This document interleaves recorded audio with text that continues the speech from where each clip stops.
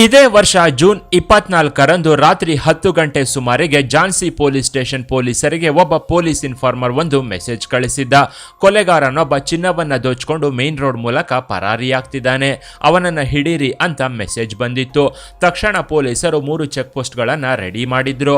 ರಾತ್ರಿ 11 ಗಂಟೆ ಸುಮಾರಿಗೆ ಬೈಕೊಂದು ಬರ್ತಿದ್ದು ಚೆಕ್ ಪೋಸ್ಟ್ ನಲ್ಲಿದ್ದ ಪೊಲೀಸರಿಗೆ ಮಾಹಿತಿ ಹೋಗಿತ್ತು. ಮಫ್ತಿಯಲ್ಲಿ ನಿಂತಿದ್ದ ಪೊಲೀಸರು 2 ಕಿಲೋಮೀಟರ್ ದೂರದಲ್ಲಿ ನಿಂತು ಮೆಸೇಜ್ ನ ಪಾಸ್ ಮಾಡಿದ್ರು. ಆದ್ರೆ ಆ ಕಳ್ಳ ಮೊದಲ ಚೆಕ್ ಪೋಸ್ಟ್ ನಲ್ಲಿದ್ದ ಪೊಲೀಸರಿಗೆ ಗನ್ ತೋರಿಸಿ ಎಸ್ಕೇಪ್ ಆಗಿದ್ದ. ಇದರಿಂದ ಮತ್ತೊಂದು ಚೆಕ್ ಪೋಸ್ಟ್ ನಲ್ಲಿ ಪೊಲೀಸರು ಅಲರ್ಟ್ ಆಗಿದ್ರು. ಅಲ್ಲದೆ ಕೈಯಲ್ಲಿ ಗನ್ ಹಿಡ್ಕೊಂಡು ಆ ಕಳ್ಳ ಬರೋದನ್ನೇ ಕಾಯ್ತಿದ್ರು. ಚೆಕ್ ಪೋಸ್ಟ್ ಹತ್ರ ಆ ಕಳ್ಳ ಬಂದ ತಕ್ಷಣ ಮತ್ತೆ ಪೊಲೀಸರಿಗೆ ಗನ್ ತೋರಿಸಿ ಪರಾರಿಯಾಗೋಕೆ ಮುಂದಾಗಿದ್ದ. ಆಗ ಪೊಲೀಸರು ತಮ್ಮ ಹತ್ರ ಇದ್ದ ಗನ್ನ ತೋರಿಸಿದ್ರು. ಇದರಿಂದ ಆ ಕಳ್ಳ 3 ಸಲ ಪೊಲೀಸರ ಮೇಲೆ ಫೈರ್ ಮಾಡಿದ್ದ. ಬಳಿಕ ಬೈಕ್ ನ ಸ್ಟಾರ್ಟ್ ಮಾಡಿಕೊಂಡು ವೇಗವಾಗಿ ಓಡಿ ಹೋಗಿದ್ದ. ಆಗ ಅವನನ್ನ ಚೇಸ್ ಮಾಡಿದ ಪೊಲೀಸರು ಕಳ್ಳನ ಕಾಲಿಗೆ ಮತ್ತು ಭುಜಕ್ಕೆ ಗುಂಡು ಹಾರಿಸಿದ್ರು. ಆಗ ಕೆಳಗೆ ಬಿದ್ದ ಅವನ ಬ್ಯಾಗ್ ಪರಿಶೀಲಿಸಿದಾಗ ಅದರಲ್ಲಿ ಚಿನ್ನಾಭರಣಗಳಿದ್ವು. ಅದನ್ನು ನೋಡಿದ ಪೊಲೀಸರು ಆ ಕಳ್ಳನನ್ನ ವಶಕ್ಕೆ ಪಡೆದು ಮೊದಲು ಆಸ್ಪತ್ರೆಗೆ ಸೇರಿಸಿದ್ರು. ಆ ಕಳ್ಳನ ಹೆಸರು ಅನಿಲ್ ವರ್ಮಾ ಅಂತ. ಅವನನ್ನ ಆಸ್ಪತ್ರೆಗೆ ಸೇರಿಸಿ ಚಿಕಿತ್ಸೆ ಕೊಡಿಸಿದ ಪೊಲೀಸರು ಅವನು ಸ್ವಲ್ಪ ಚೇತರಿಸಿಕೊಳ್ತಿದ್ದಂತೆ ಅದೇ ದಿನ ತನಿಖೆಯನ್ನ ಶುರು ಮಾಡಿದ್ರು. ಆಗ ಹೀನಾನಿ ತರಹಾಲಿ ಅನ್ನೋ ಗ್ರಾಮದಲ್ಲಿ ಒಂದು ಕೊಲೆ ಮಾಡಿ ಚಿನ್ನವನ್ನ ದೋಚಿಕೊಂಡು ಪರಾರಿಯಾಗ್ತಿರೋದಾಗಿ ಆ ಕಳ್ಳ ವಿವರಿಸಿದ್ದ. ತಕ್ಷಣ ಪೊಲೀಸರು ಅಲ್ಲಿಗೆ ಹೋಗೋಕೆ ರೆಡಿಯಾಗಿದ್ರು. ಇದಕ್ಕೂ ಮೊದಲು ಅದೇ ಊರಿನಿಂದ ಪೊಲೀಸರಿಗೆ ಒಂದು ಫೋನ್ ಬಂದಿತ್ತು. ಇದರಿಂದ ಸ್ಪೆಷಲ್ ಟೀಮ್ನೊಂದಿಗೆ ಪೊಲೀಸರು ಆ ಗ್ರಾಮಕ್ಕೆ ಹೋಗಿದ್ರು. ಯಾಕಂದ್ರೆ 54 ವರ್ಷದ ಮಹಿಳೆ ಸುಶೀಲಾ ದೇವಿ ಎಂಬಾಕೆಯನ್ನ ದಾರುಣವಾಗಿ ಕೊಲೆ ಮಾಡಲಾಗಿತ್ತು. ಕೊಲೆ ಮಾಡಿ ಮನೆಯಲ್ಲಿದ್ದ ಒಡವೆಗಳನ್ನ ದೋಚಿದ್ರು. ಅಲ್ಲದೆ ಅವರ ಮನೆಯಲ್ಲಿದ್ದ ಒಂದು ಬಂದೂಕು ಕೂಡ ಕಾಣೆಯಾಗಿತ್ತು ಅಂತ ತನಿಖೆ ವೇಳೆ ಬಯಲಾಗಿತ್ತು. ದರೋಡೆ ಮಾಡೋ ಸಲುವಾಗಿ ಅನಿಲ್ ಕೊಲೆ ಮಾಡಿದ್ದಾನೆ ಅಂತ ಪೊಲೀಸರು ಒಂದು ನಿರ್ಧಾರಕ್ಕೆ ಬಂದಿದ್ರು. ಆದ್ರೆ ಪೊಲೀಸ್ ಇನ್ಫಾರ್ಮರ್ ಮೂಲಕ ಇನ್ನೊಂದು ವಿಷಯ ಗೊತ್ತಾಗಿತ್ತು. ಇದು ದರೋಡೆ ಅಲ್ಲ, ಬದಲಾಗಿ ಇದು ಪ್ರೀ ಪ್ಲಾನ್ಡ್ ಮರ್ಡರ್ ಆಗಿದ್ದು ಸುಶೀಲಾ ದೇವಿ ಕುಟುಂಬಸ್ಥರೇ ಈಕೆಯನ್ನ ಕೊಲೆ ಮಾಡಿಸಿದ್ದಾರೆ ಅಂತ ಪೊಲೀಸರಿಗೆ ಗೊತ್ತಾಗಿತ್ತು. ಆಗ ಪೊಲೀಸರು ಮನೆಯವರನ್ನ ವಿಚಾರಣೆಗೆ ಒಳಪಡಿಸಿದ್ರು. ಆಗ್ಲೇ ಬಯಲಾಗಿದ್ದು ನೋಡಿ 3+1 ಗಂಡಂದಿರ ಮುದ್ದಿನ ಹೆಂಡತಿಯ ಕಾಮಕತೆ. ಕೊಲೆಯಾಗಿದ್ದ ಸುಶೀಲಾ ದೇವಿಗೆ 3 ಜನ ಮಕ್ಕಳು. ಈಕೆಯ ಚಿಕ್ಕ ಸೊಸೆ ಹೆಸರು ಪೂಜಾ ಅಂತ. ಹೆಸರಿಗಷ್ಟೇ ಇವಳು ಚಿಕ್ಕ ಸೊಸೆಯಾಗಿದ್ಲು. ಸುಶೀಲಾ 3 ಜನ ಗಂಡು ಮಕ್ಕಳಿಗೆ ಇವಳು ಹೆಂಡತಿಯಾಗಿದ್ಲು. ಅಷ್ಟೇ ಅಲ್ಲದೆ ತನ್ನ ಮಾವನಿಗೂ ಆಗಾಗ ಹೆಂಡತಿಯಾಗ್ತಿದ್ಲು. ಹೀಗೆ ಪೂಜಾ ಒಂದೇ ಮನೆಯಲ್ಲಿ 4 ಜನರಿಗೆ ಸುಖ ಕೊಡ್ತಾ ಸರ್ವೇ ಜನ ಸುಖಿನೋ ಭವಂತು ಅನ್ನೋ ಮಾತನ್ನ ಸಾಬೀತು ಮಾಡ್ತಿದ್ಲು. ಇದನ್ನ ಇವಳ ಗ್ರಾಮಸ್ಥರೇ ಪೊಲೀಸರಿಗೆ ತಿಳಿಸಿದ್ರು. ಆಗ ಝಾನ್ಸಿ ಠಾಣೆಯ ಪೊಲೀಸರು ವಿಚಾರಣೆ ನಡೆಸಿದಾಗ ಪೂಜಾ ತನ್ನ ಸಚ್ಚರಿತ್ರೆಯನ್ನ ಹೇಳೋ ಶುರು ಮಾಡಿದ್ಲು. ಇನ್ನು ಇವಳ ಕಥೆಯನ್ನ ಹಾಳೆಗಳ ಮೇಲೆ ಬರೆದ್ರೆ ಒಂದು ಕಾದಂಬರಿಯಾಗುತ್ತೆ, ತೆಗೆದ್ರೆ ಒಂದು ಸಿನಿಮಾ ಆಗುತ್ತೆ. ಅಷ್ಟು ರೋಚಕವಾಗಿದೆ ಪೂಜಾ ಪಲ್ಲಂಗದಾಟಗಳು. ಪೂಜಾಗೆ ಈಗಿನ್ನು 28 ವರ್ಷ ವಯಸ್ಸು.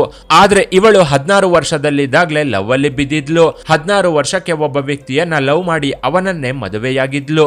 ಇಬ್ರು ಸೇರಿ 3 ವರ್ಷ ಸಂಸಾರ ಮಾಡಿದ್ರು ಅನ್ನೋದಕ್ಕಿಂತಲೂ ಜೊತೆಯಲ್ಲಿದ್ರು ಅಂತಾನೆ ಹೇಳಬಹುದು.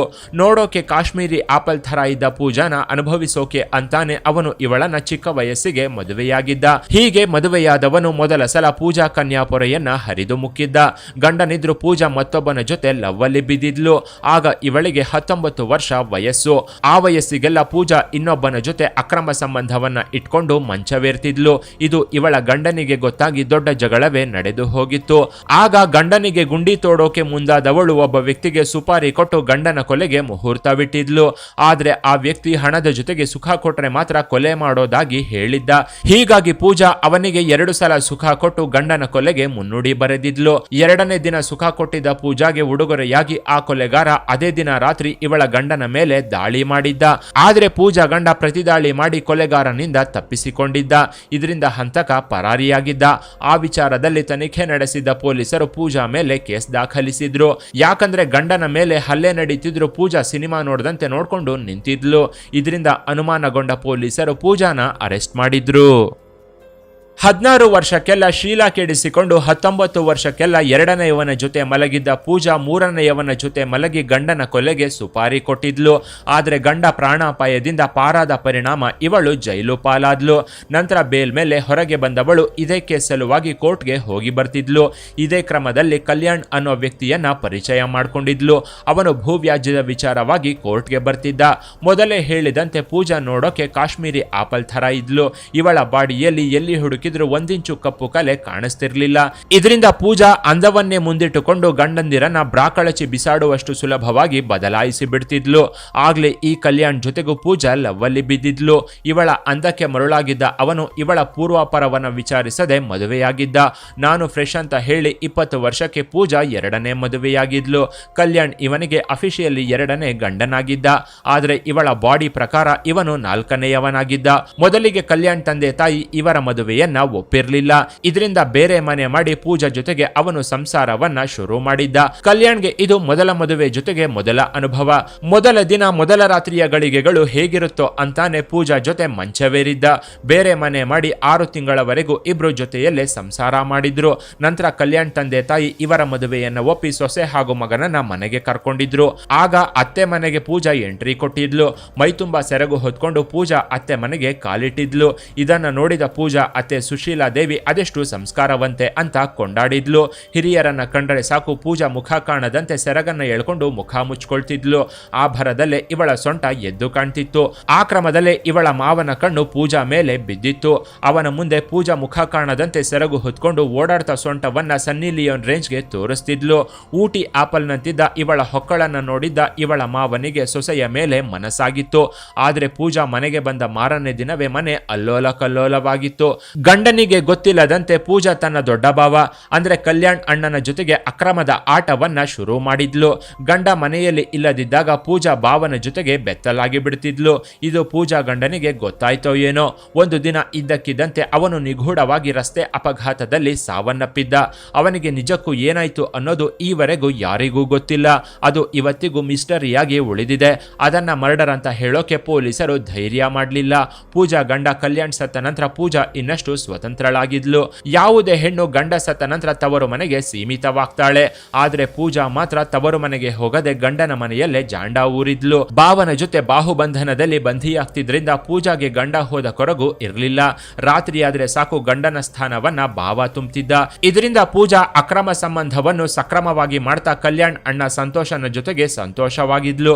ಅವನಿಗೆ ಮದುವೆಯಾಗಿ 2 ಮಕ್ಕಳಿದ್ರು. ಪೂಜಾ ಮೈಮಾಟಕ್ಕೆ ಮನಸೋತು ಇವಳ ಜೊತೆ ಪಲ್ಲಂಗವೇರ್ತಿದ್ದ. ಹೀಗೆ ಗಂಡ ಸತ್ತ ಪೂಜಾ ಭಾವನ ಕೃಪೆಯಿಂದ ಪ್ರೆಗ್ನೆಂಟ್ ಆಗಿ ಒಂದು ಮಗುವಿಗೆ ಜನ್ಮ ಕೂಡ ಕೊಟ್ಟಿದ್ಲು. ಆಗ ಸಂತೋಷ್ ಹೆಂಡತಿ ಜಗಳ ತೆಗೆದಿದ್ಲು. ಆದ್ರೂ ಪೂಜಾ ನನಗೆ ಸಂತೋಷ್ ಭಾವ ಬೇಕು ಅಂತ ಕಣ್ಣೀರು ಹಾಕಿದ್ಲು. ಆಗ ನಾನೇ ಮನೆಯಲ್ಲಿ ಇರೋದಿಲ್ಲ ಅಂತ ಸಂತೋಷನ ಹೆಂಡತಿ ಮಕ್ಕಳನ್ನ ಕರ್ಕೊಂಡು ತವರು ಮನೆ ಸೇರಿದ್ಲು. ಇಲ್ಲಿಂದ ಪೂಜಾ ಆಟಗಳು ಇನ್ನಷ್ಟು ಸಲೀಸಾಗಿ ಹೋಗಿತ್ತು. ಹೀಗೆ ಜೀವನ ಸಾಗಿಸುತ್ತಿದ್ದ ಪೂಜಾ ಕಣ್ಣು ತನ್ನ ಮಾವನ ಮೇಲೆ ಬಿದ್ದಿತ್ತು. ಗಂಡ ಸತ್ತ ಮೇಲೆ ಪೂಜಾ ಪ್ರೆಗ್ನೆಂಟ್ ಆಗಿ ಒಂದು ಮಗುವಿಗೆ ಜನ್ಮ ಸಹ ಕೊಟ್ಟಿದ್ಲು. ಮಗುವನ್ನ ಎತ್ಕೊಳ್ಳೋ ನೆಪದಲ್ಲಿ ಪೂಜಾ ಮಾವ ಇವಳ ಎದೆಗೆ ಕೈ ಹಾಕಿ ಸವರ್ತಿದ್ದ. ಮಗುವನ್ನ ಮಾತಾಡಿಸೋ ನೆಪದಲ್ಲಿ ಇವಳ ಸೊಂಟಕ್ಕೆ ಕೈ ಹಾಕ್ತಿದ್ದ. ಇದರಿಂದ ತನ್ನ ಮಾವನ ಮನಸ್ಸಲ್ಲಿರೋದನ್ನ ಅರ್ಥ ಮಾಡ್ಕೊಂಡ ಪೂಜಾ ತನ್ನ ಮಾವನನ್ನು ಬಲಗೆ ಬೀಳಿಸಿಕೊಂಡಿದ್ಲು. ಬಳಿಕ ಮಾವನ ಜೊತೆಗೂ ಸೆರಗು ಹಾಸಿ ಮಂಚದ ಮೇಲೆ ಮೈ ಚೆಲ್ತಿದ್ಲು. ಆದ್ರೆ ಪೂಜಾ ಮಾವ ಸಹ ಇದ್ದಕ್ಕಿದ್ದಂತೆ ಅನುಮಾನಾಸ್ಪದವಾಗಿ ಸಾವನ್ನಪ್ಪಿದ್ದ. ಡಾಕ್ಟರ್ಗಳು ಅದನ್ನ ಹಾರ್ಟ್ ಅಟ್ಯಾಕ್ ಅಂತ ಹೇಳಿದ್ರು. ಇಲ್ಲಿಗೆ ಪೂಜಾ ಕಾಮಕತೆ ಮುಗಿದಿತ್ತು ಅಂತ ಅನ್ಕೊಂಡ್ರೆ ಅದು ನಿಮ್ಮ ತಪ್ಪು. ಯಾಕಂದ್ರೆ ಪೂಜಾ ಅಂದಕ್ಕೆ ಮರುಳಾಗಿದ್ದ ಸಂತೋಷ ಇವಳ ಜೊತೆಗಿನ ಶೃಂಗಾರ ಸುಖಕ್ಕೆ ಹೆಂಡತಿ ಮಕ್ಕಳನ್ನೇ ದೂರ ಮಾಡ್ಕೊಂಡಿದ್ದ. ಅಲ್ಲದೆ ಸಂತೋಷ ಇವಳನ್ನ ತನ್ನ ಸ್ವಂತ ಹೆಂಡತಿಯಂತೆ ನೋಡ್ಕೊಳ್ತಿದ್ದ. ಆದ್ರೆ ಎಷ್ಟು ದಿನ ಅಂತ ಸಂತೋಷ್ ಒಬ್ಬನ ಜೊತೆನೆ ಮಲಗೋದು ಅಂತ ಪೂಜಾ ಕಲ್ಯಾಣ್ 2ನೇ ಅಣ್ಣ ಅಂದ್ರೆ ಇವಳ 2ನೇ ಭಾವನನ್ನ ಸಹ ತನ್ನ ತೊಡೆಗಳಲ್ಲಿ ಬಂಧಿ ಮಾಡ್ಕೊಂಡಿದ್ಲು. ಅತ್ತ ಸಂತೋಷ್ಗೆ ಗೊತ್ತಾಗದಂತೆ ಇನ್ನೊಬ್ಬ ಭಾವನ ಬಾಹುಬಂಧನಗಳಲ್ಲಿ ಪೂಜಾ ಬಂಧಿಯಾಗಿ ಹೋಗಿದ್ಲು. ಈ ವಿಚಾರ ಇವಳ ಅತ್ತೆ ಸುಶೀಲಾಗೆ ಗೊತ್ತಾಗಿದ್ದೆ ತಡ ಚಿಕ್ಕ ಸೊಸೆ ಪೂಜಾ ಮೇಲೆ ಅಸಹ್ಯ ಪಟ್ಕೊಂಡಿದ್ಲು. ಆಗ್ಲೇ ತನ್ನ ಗಂಡನೊಂದಿಗೆ ಪೂಜಾ ಅಕ್ರಮ ಸಂಬಂಧ ಇಟ್ಕೊಂಡಿದ್ದ ವಿಚಾರ ಸುಶೀಲಾಗೆ ಗೊತ್ತಾಗಿತ್ತು. ಇದರಿಂದ ಅತ್ತೆ ಸೊಸೆ ಮಧ್ಯೆ ಜಗಳ ಶುರುವಾಗಿತ್ತು. ಗಂಡ ತೀರಿ ಹೋದ ನಂತರ ಸ್ವಲ್ಪ ದಿನ ಸುಮ್ಮನಿದ್ದ ಪೂಜಾ ಭಾವನೊಂದಿಗೆ ಗುದ್ದಾಡಿ ಗರ್ಭವತಿಯಾಗಿದ್ಲು. ಈಗ 2ನೇ ಮಗನ ಜೊತೆಗೂ ಮಲಗ್ತಿರೋದನ್ನ ನೋಡಿದ್ದ ಸುಶೀಲಾಗೆ ಪಿತ್ತ ನೆತ್ತಿಗೇರಿತ್ತು. ಜೊತೆಗೆ ಪೂಜಾ ಪೂರ್ತಿ ಮನೆಯನ್ನ ತನ್ನ ಕಂಟ್ರೋಲ್ಗೆ ತಗೊಂಡ್ರೆ 2 ಭಾವಂದಿರು ತನ್ನ ಕಾಲ ಹತ್ರನೇ ಬಿದ್ದಿರ್ತಾರೆ ಅಂತ ಅನ್ಕೊಂಡಿದ್ಲು. ಆದ್ರೆ ಸುಶೀಲಾ ಅತ್ತೆ ವರಸೆಯನ್ನ ಶುರು ಮಾಡಿದ್ಲು. ತನ್ನ ಮೊದಲ ಗಂಡನ ಭಾಗಕ್ಕೆ ಬಂದಿದ್ದ 3 ಎಕರೆ ಭೂಮಿಗಾಗಿ ಮಾವನ ಜೊತೆಯಲ್ಲಿ ಮಲಗಿ ಅಕ್ರಮ ಸಂಬಂಧವನ್ನ ಇಟ್ಕೊಂಡು ಅದನ್ನ ಪೂಜಾ ತನ್ನ ಹೆಸರಿಗೆ ಬರೆಸಿಕೊಂಡಿದ್ಲು. ಅವಳಿಗೆ ಕೊಟ್ಟ ಭೂಮಿಯನ್ನ ಮಾರಿ ಬರೋ ಹಣದಿಂದ ಮನೆ ಕಟ್ಟಿಸ್ಬೇಕು ಅನ್ನೋದು ಇವಳ ಪ್ಲಾನ್ ಆಗಿತ್ತು. ಆಗ ಅತ್ತೆ ಕಾಟ ಕೂಡ ಇರೋದಿಲ್ಲ ಅಂತ ಯೋಚಿಸಿದ್ಲು. ಆದ್ರೆ ಇದಕ್ಕೆ ಸುಶೀಲಾ ಅಡ್ಡಿಯಾಗಿದ್ಲು. ಅಲ್ಲದೆ ಇವಳ ಗ್ರಾಮಸ್ಥರು ಯಾರು ಕೂಡ ಪೂಜಾ ಹೆಸರಲ್ಲಿದ್ದ ಭೂಮಿಯನ್ನ ಕೊಳ್ಳೋದಕ್ಕೆ ಮುಂದೆ ಬಂದಿರಲಿಲ್ಲ. ಆಗ್ಲೇ ಅತ್ತೆ ಸುಶೀಲಾ ಹತ್ರ ಇದ್ದ 20 ತೊಲ ಚಿನ್ನ, 800 ಗ್ರಾಂ ಬೆಳ್ಳಿ ಇದ್ದು ಅದನ್ನ ತನಗೆ ಕೊಡುವಂತೆ ಪೂಜಾ ಜಗಳವನ್ನ ತೆಗೆದಿದ್ಲು. ಎರಡನೇ ಭಾವನ ಹೆಂಡತಿ ಕೂಡ ಅಮಾಯಕಳಾಗಿದ್ರಿಂದ ಅತ್ತೆ ಮನೆಯಲ್ಲಿ ಪೂಜಾ ಆಡಿದ್ದೇ ಆಟವಾಗಿ ಹೋಗಿತ್ತು. ಅತ್ತೆ ಸುಶೀಲಾ ಮಾತ್ರ ಸೊಸೆ ಪೂಜಾಳ ಆಟಕ್ಕೆ ಬ್ರೇಕ್ ಹಾಕ್ತಿದ್ಲು. ಎರಡನೇ ಮಗನನ್ನ ಎಚ್ಚರಿಸಿ ಪೂಜಾ ಸಹವಾಸ ಬಿಡಿಸಿದ್ಲು. ದೊಡ್ಡ ಮಗನಿಗೂ ಬೈದು ಬುದ್ಧಿ ಹೇಳಿದ್ಲು. ಹೆಂಡತಿ ಮಕ್ಕಳನ್ನ ಮನೆಗೆ ಕರ್ಕೊಂಡು ಬರುವಂತೆ ತಿಳಿಸಿದ್ಲು. ಇದರಿಂದ ಹೇಗಾದ್ರೂ ಮಾಡಿ ಪೂಜಾನ ಮನೆಯಿಂದ ಹೊರಗೆ ಹಾಕಬೇಕು ಅನ್ನೋದು ಸುಶೀಲಾ ಪ್ಲಾನ್ ಆಗಿತ್ತು. ಸುಶೀಲಾ ಒಂದು ಬಗೆದರೆ ಪೂಜಾ ಇನ್ನೊಂದು ಬಗೆದಿದ್ಲು. ಮನೆಯಲ್ಲಿ ಮೊದಲಿನಿಂದಲೂ ನನ್ನ ಮಾತೆ ನಡೀತಿತ್ತು, ಆದರೆ ಅತ್ತೆ ಎಲ್ಲದಕ್ಕೂ ಅಡ್ಡಿಯಾಗ್ತಿದ್ದಾಳೆ ಅಂತ ಹೇಳಿ ಅತ್ತೆಯ ಕತೆ ಮುಗಿಸೋಕೆ ಪೂಜಾ ಮುಂದಾಗಿದ್ಲು. ಆಗ ತನ್ನ ತಂಗಿ ಕಾಮಿನಿ ಹತ್ರ ಇದಕ್ಕೆ ಸಹಾಯ ಮಾಡುವಂತೆ ಕೇಳ್ಕೊಂಡಿದ್ಲು. ಇತ್ತ ಕಾಮಿನಿ ಕೂಡ ದೊಡ್ಡ ಕಾಮಪಿಶಾಚಿಯಾಗಿದ್ಲು. ಅವಳಿಗೂ ಮದುವೆಯಾಗಿ ಗಂಡ ಅನುಮಾನಾಸ್ಪದವಾಗಿ ಸಾವನ್ನಪ್ಪಿದ್ದ. ಹೀಗಾಗಿ ಎರಡನೇ ಮದುವೆಯಾಗಿ ಗಂಡನ ಜೊತೆ ಸಂಸಾರ ಮಾಡ್ತಾ ಕಾಮಿನಿ ಜೀವನವನ್ನ ಸಾಗಿಸ್ತಿದ್ಲು. ಜೊತೆಗೆ ಅನಿಲ್ ವರ್ಮಾ ಅನ್ನೋನ ಜೊತೆ ಅಕ್ರಮ ಸಂಬಂಧವನ್ನ ಇಟ್ಕೊಂಡು ಎಂಜಾಯ್ ಮಾಡ್ತಿದ್ಲು. ಅತ್ತೆ ಚಿನ್ನದಲ್ಲಿ ಭಾಗ ಕೊಡ್ತೀನಿ ಅಂತಿದ್ದಂತೆ ಕಾಮಿನಿ ಸುಶೀಲಾ ಕೊಲೆಗೆ ಕೈ ಜೋಡಿಸಿದ್ಲು. ನನ್ನ ಅತ್ತೆಯನ್ನ ಕೊಲೆ ಮಾಡಬೇಕು, ಅದು ದರೋಡೆ ಥರ ಇರಬೇಕು ಅಂತ ಪೂಜಾ ಕಾಮಿನಿ ಹತ್ರ ಹೇಳಿದ್ಲು. ಆಗ ಕಾಮಿನಿ ಇವಳ ಪ್ರಿಯಕರ ಅನಿಲ್ ವರ್ಮಾನನ್ನ ಅಖಾಡಕ್ಕೆ ಇಳಿಸಿದ್ಲು. ಪೂಜಾ ಎಲ್ಲ ಪ್ಲಾನ್ ಹೇಳಿದ್ಲು. ಜೊತೆಗೆ ಅವನ ಕೈಗೆ ಗನ್ನ ಕೂಡ ಕೊಟ್ಟಿದ್ಲು. ಸುಶೀಲಾ ದೊಡ್ಡ ಮಗನ ಹತ್ರ ಆ ಗನ್ನಿತ್ತು. ಅದೇ ಗನ್ನ ಪೂಜಾ ಅನಿಲ್ ವರ್ಮಾಗೆ ಕೊಟ್ಟು ಅತ್ತೆ ಕೊಲೆಗೆ ಮುಹೂರ್ತವನ್ನ ಫಿಕ್ಸ್ ಮಾಡಿದ್ಲು. ಆಗ್ಲೇ ಈ ಅನಿಲ್ ವರ್ಮಾ ಪೂಜಾ ಜೊತೆ ಪಲ್ಲಂಗವೇರೋ ಆಸೆಯನ್ನ ತನ್ನ ಪ್ರಿಯತಮೆ ಕಾಮಿನಿ ಹತ್ರ ವ್ಯಕ್ತಪಡಿಸಿದ್ದ. ಮೊದಲೇ ಅಕ್ಕ ತಂಗಿಗೆ ಅಕ್ರಮ ಸಂಬಂಧದಲ್ಲಿ ಒಳ್ಳೆ ಬಾಂಡಿಂಗ್ ಇದ್ದಿದ್ರಿಂದ ಕಾಮಿನಿ ನೇರವಾಗಿ ಅನಿಲ್ ವರ್ಮಾ ಆಸೆಯನ್ನ ಪೂಜಾ ಹತ್ರ ಹೇಳಿದ್ಲು. ಅದಕ್ಕೆ ಪೂಜಾ ಕೂಡ ಧಾರಾಳವಾಗಿ ಆಗಬಹುದು ಅಂತ ಇವಳ ದೇಹವನ್ನ ಅನಿಲ್ ವರ್ಮಾಗೆ ದಾರೆ ಎರೆದಿದ್ಲು. ಕಾಮಿನಿಯ ಮನೆಯಲ್ಲೇ ಇವರಿಬ್ಬರ ಕಾಮೋತ್ಸವಕ್ಕೆ ಮಂಚ ಸಜ್ಜಾಗಿತ್ತು. ಕಾಮಿನಿ ಗಂಡ ಕೆಲಸಕ್ಕೆ ಹೋಗ್ತಿದ್ದಂತೆ ಬಂದ ಅನಿಲ್ ವರ್ಮಾ ಪೂಜಾ ಜೊತೆ ಪವಡಿಸಿದ್ದ. ನುಣ್ಣಗಿದ್ದ ಇವಳ ತೊಡೆಗಳನ್ನ ನೋಡಿ ಇದೇನು ಇಷ್ಟು ಸ್ಮೂತ್ ಆಗಿದೆ ಅಂತ ಕೇಳಿದ್ದ. ಆಗ ಪೂಜಾ 10 ಜನ ಓಡಾಡೋ ಜಾಗದಲ್ಲಿ ಹುಲ್ಲು ಬೆಳೆಯುತ್ತಾ ಅಂತ ಕೇಳಿದ್ಲು. ಹೀಗೆ ಕಾಮಿನಿಯ ಮನೆಯಲ್ಲಿ ಪೂಜಾ ಹಾಗೂ ಅನಿಲ್ ವರ್ಮಾ ಕಾಮೋತ್ಸವದಲ್ಲಿ ಮುಳುಗಿ ತೇಲಿದ್ರು. ಇದಾದ ಮಾರನೇ ದಿನ ಅಂದ್ರೆ ಇದೇ ವರ್ಷ ಜೂನ್ 24ರಂದು ಮನೆಯಲ್ಲಿ ಯಾರೂ ಇರೋದಿಲ್ಲ. ಅಂದೇ ಅತ್ತೆ ಸುಶೀಲಾನ ಕೊಲೆ ಮಾಡುವಂತೆ ಪೂಜಾ ಪ್ಲಾನ್ ನ ರೂಪಿಸಿದ್ಲು. ಪೂಜಾಳ ಇಬ್ಬರು ಭಾವಂದಿರು ಬಂಧುಗಳ ಮನೆಗೆ ಹೋಗಿದ್ರು. ಸುಶೀಲಾ ತನ್ನ ದೊಡ್ಡ ಮಗನಿಗಾಗಿ ಭಾಗ ಮಾಡಿದ್ದ ಮನೆಯಲ್ಲಿದ್ಲು. ಅಂದು ರಾತ್ರಿ ಅನಿಲ್ ವರ್ಮಾ ಪೂಜಾ ಮನೆಗೆ ಎಂಟ್ರಿ ಕೊಟ್ಟಿದ್ದ. ಪೂಜಾ ಅವನಿಗೆ ಡೈರೆಕ್ಷನ್ ಕೊಟ್ಟಿದ್ಲು. ಟಿವಿ ಸೌಂಡ್ ನ ಜಾಸ್ತಿ ಮಾಡ್ತಿದ್ದಂತೆ ಅನಿಲ್ ವರ್ಮಾ ಗನ್ನಿಂದ ಸುಶೀಲಾನ ಸುಟ್ಟಿದ್ದ. ನಂತರ ಪೂಜಾ ತನ್ನ ಅತ್ತೆಯ ಒಡವೆಯನ್ನೆಲ್ಲ ಅನಿಲ್ಗೆ ಕೊಟ್ಟು ಕಳಿಸಿದ್ಲು. ಅದನ್ನ ತಗೊಂಡು ಹೋಗುವಾಗ ಒಬ್ಬ ಪೊಲೀಸ್ ಇನ್ಫಾರ್ಮರ್ಗೆ ಅನುಮಾನ ಬಂದು ಪೊಲೀಸರಿಗೆ ವಿಷಯವನ್ನ ತಿಳಿಸಿದ್ದ. ಇದರಿಂದ ಕೊಲೆ ನಡೆದ ಕೆಲವೇ ಗಂಟೆಗಳಲ್ಲಿ ಅನಿಲ್ ವರ್ಮಾ ಪೊಲೀಸರ ಕೈಗೆ ತಗಲಾಕೊಂಡಿದ್ದ. ಬಳಿಕ ಅವನನ್ನ ಹಿಡಿದು ವಿಚಾರಿಸಿದಾಗ ಪೂಜಾ ಹೆಸರು ಹೊರಗೆ ಬಂದಿತ್ತು. ಪೂಜಾನ ವಶಕ್ಕೆ ಪಡೆದು ವಿಚಾರಿಸಿದಾಗ ಇವಳು ತನ್ನ 16ನೇ ವಯಸ್ಸಿಗೆ ಆದ ಮದುವೆ ಕಥೆಯಿಂದ ಹಿಡಿದು ಅನಿಲ್ ವರ್ಮಾ ಜೊತೆ ಮಲಗೋ ತನಕ ತನ್ನ ಕಾಮಕತೆಯನ್ನ ಎಳೆ ಎಳೆಯಾಗಿ ವಿವರಿಸಿದ್ಲು.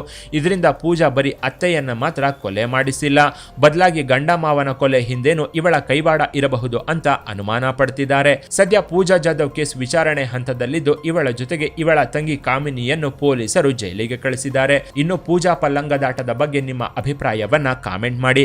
ಕೆಳಗಿನ ಡಿಸ್ಕ್ರಿಪ್ಷನ್ ಬಾಕ್ಸ್ ನಲ್ಲಿ ವಾಟ್ಸ್ಆಪ್ ಚಾನೆಲ್ ನ ಲಿಂಕ್ ಕೊಡಲಾಗಿದ್ದು ಅದನ್ನ ಸಹ ಫಾಲೋ ಮಾಡಿ.